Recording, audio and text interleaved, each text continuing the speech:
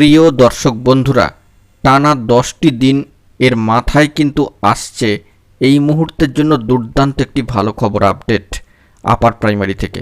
গতকালকে আপার প্রাইমারিকে কেন্দ্র করে একটি ভিডিও আমরা প্রোভাইড করেছিলাম যে 9টি দিন অতিক্রান্ত হয়ে গেল, আপারের রায়দান কবে, এবং তার পরে সিরিয়াসলি একটি গুরুত্বপূর্ণ খবর আপডেট আজকেই কিন্তু উঠে এসেছে এবং সেখানে দেখা যাচ্ছে যে কমিশন এবং সম্মানীয় চেয়ারম্যান সাহেবের যে বার্তা, তাতে করে নিয়োগের পক্ষে কি রায় যাবে, উঠে আসছে একাধিক তথ্য। বন্ধুরা, এই ভিডিওর মধ্যে সবটা তুলে ধরবার চেষ্টা করছি, দুর্দান্ত কিছু ভালো খবর আপডেটও থাকছে। অবশ্যই বিষয় জানিয়ে রাখি যে মহামান্য কলকাতা হাইকোর্টের তরফ থেকে এখনও পর্যন্ত আপার মামলার রায়দান কিন্তু করা হয়নি এবং কোর্ট অর্ডারও কিন্তু আসেনি, এবং স্কুল সার্ভিস কমিশনও কিন্তু এ বিষয়ে বিবৃতি দিয়ে এখনও পর্যন্ত কিছুই জানার নেই। তবে দৈনিক জনপ্রিয় সামাজিক গণমাধ্যমের সূত্র ধরে একটি গুরুত্বপূর্ণ বার্তা আপার প্রাইমারি নিয়োগ প্রসেস তথা এই নিয়োগের ক্ষেত্রে সম্ভাব্য যে সময়সীমা সেটাও কিন্তু উল্লেখিত হয়েছে। তো সব কিছুকে ফোকাসে রেখে গুরুত্বপূর্ণ নিয়োগের রায় কোন দিকে যেতে পারে তাও কিন্তু একটা আভাস ইঙ্গিত দেওয়া হচ্ছে। তো সবটাই সেই খবরে কি উল্লেখিত হচ্ছে, আমরা যাবতীয় ডিটেলস জেনে নিয়ে বিস্তারিত আলোচনায় প্রবেশ করে যাব। চলুন আমরা সেই খবর আপডেটে কি উঠে আসছে সেটাকে একটু ফোকাস করবার চেষ্টা করি মেন টপিকে প্রবেশ করে। দেখুন বন্ধুরা, যে মেন টপিকটার কথা উল্লেখিত হচ্ছে সেটি হচ্ছে ম্যাট কেসের রায়দান, অর্থাৎ আপার প্রাইমারির ক্ষেত্রে দীর্ঘ কয়েক বছর ধরে চলা নানান আইনি জটিলতা বা মামলা মোকদ্দমা যেটার হিয়ারিং পর্ব সমাপ্ত হয়ে গিয়েছে, সেটাকে বেস করেই রায়দান এবং রায়দান কোন পক্ষে যেতে পারে এবং কমিশনই বা কী সিদ্ধান্ত নিতে পারেন বা নিচ্ছেন বা নেবেন, তেমনই একটি আভাস ইঙ্গিতের খবর কিন্তু উঠে আসে।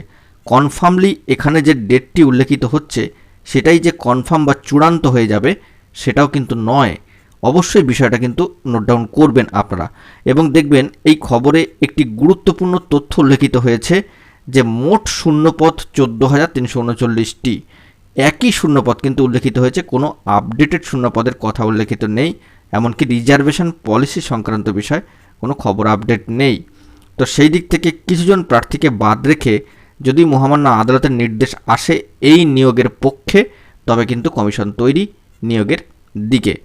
তবে এখানে যে খবরটি বেরিয়ে আসছে সেটা একটু সার্বিকভাবে আমরা দেখি যে বহু বছর ধরে নানান আইনি টানাপোড়েনে ও মামলা এবং পাল্টা মামলায় থমকে ছিল এই যে আপার প্রাইমারি নিয়োগ প্রসেস, এবং গত 18 জুলাই এই সংক্রান্ত মামলায় রায়দান স্থগিত রাখে সম্মানীয় বিচারপতি তৌব্রত চক্রবর্তী মহাশয়ের ডিভিশন বেঞ্চ 11 নম্বর কোর্ট, যেটা 18/7 আমরা অর্ডার কপি তুলে ধরেছিলাম যে জাজমেন্ট কিন্তু রিজার্ভ রয়েছে।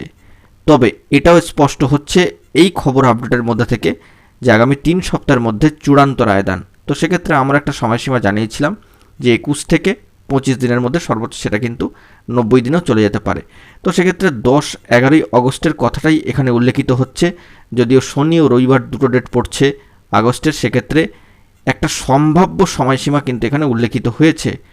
এই সম্ভাব্য সময়সীমার আগে নাকি পরে উল্লেখিত হবে সেটা কিন্তু একমাত্র সম্মানীয় ডিভিশন বেঞ্চ সম্মানীয় মহামান্য কলকাতা হাইকোর্টই নির্ধারণ করবেন, এবং সেই জন্যই কিন্তু যে কেসের স্ট্যাটাস ম্যাট কেসের বর্তমানে যে নেক্সট হিয়ারিং ডেট সেটা ইজ নট গিভেন দেখাচ্ছে, অর্থাৎ তার জন্য একটা নির্দিষ্ট ডেটও কিন্তু পড়বে।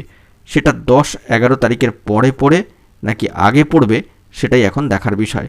তবে যদি 10-11 তারিখের পরে এই ডেটটি আসে তবে কিন্তু 21 দিন বা 3 সপ্তাহের যে কোটাটা সেটা কিন্তু পূরণ হবে এবং সব দিক থেকে সব কিছু ঠিকঠাক হবে নিয়ম বা হিসাব অনুযায়ী।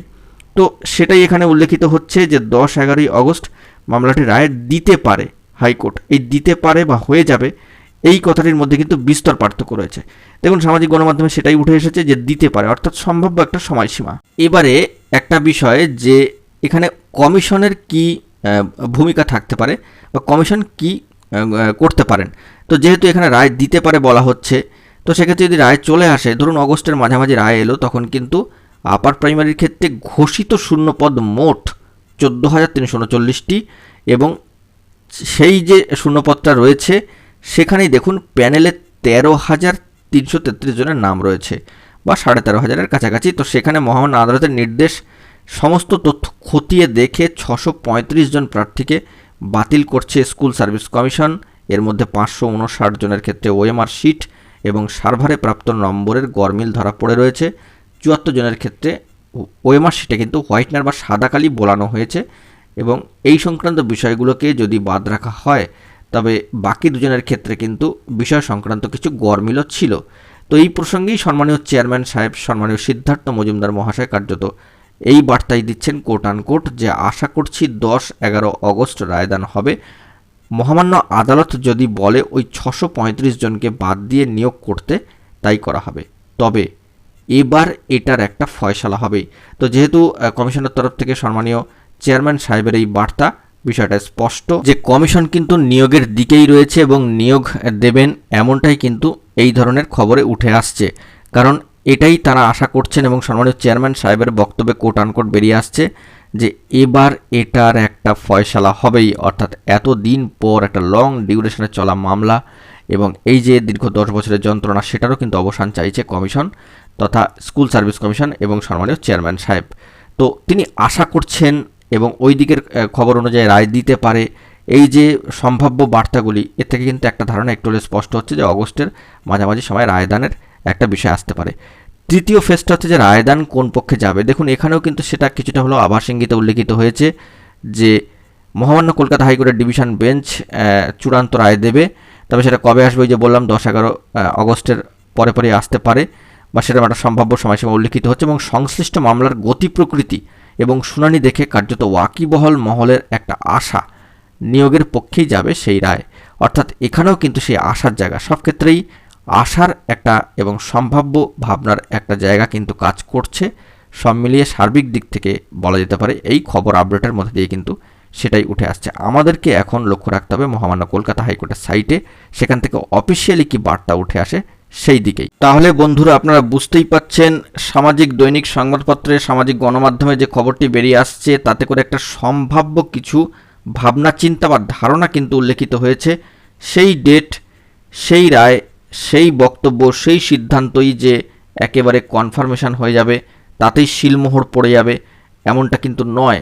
তবে কমিশনের ভাবনা চিন্তায় কি চলছে, নিয়োগের দিকে কমিশন কিনা, কিংবা রায়দানের ক্ষেত্রে কি মতামত হতে পারে, তার কিছু সম্ভাব্য যে খতিয়ান, যেটাকে বলা হয় আলোচনা, তা কিন্তু উঠে এসেছে।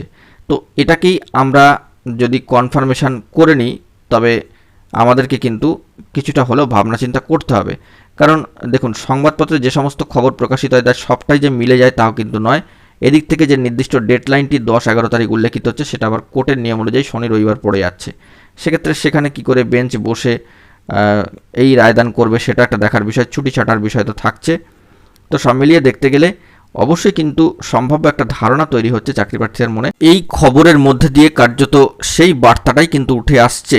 তবে কনফার্মেশন পেতে গেলে আমাদেরকে মহামান্য কলকাতা হাইকোর্টের উপরে আস্থা রাখতে হবে। অফিসিয়ালি সেখান থেকে কি বার্তা উঠে আসে সেই দিকে কিন্তু তাকিয়ে থাকতে হবে। অবশ্যই গুরুত্বপূর্ণ আপডেট পেলে সবটাই প্রোভাইড করবো। এখন এই পর্যন্তই। গুরুত্বপূর্ণ আপডেটগুলি পাওয়ার জন্য চ্যানেলটিকে সাবস্ক্রাইব করে নিয়ে সঙ্গে থাকুন। ধন্যবাদ।